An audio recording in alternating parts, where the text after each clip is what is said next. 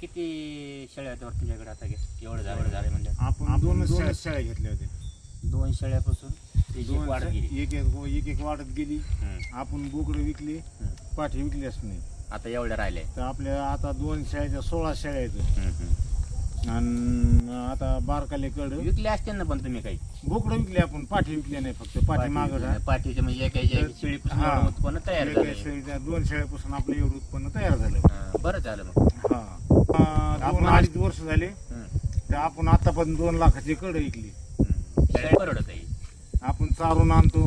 पावसाळ्यात आपण सोडीत नाही. इथं तुरीचा भुसा ते आणून समजा शेळ्यांना खाऊ घालतो. मका चारतो फक्त शेळ्यांना, ते बी वेलेल्या शेळ्यांना. काढायला आपण मग पेंडा आणि गहू चारतो.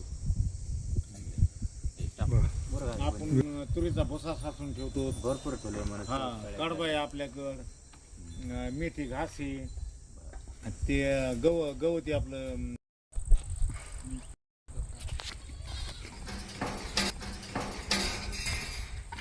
लाईक करा, फॉलो करा, शेअर करा.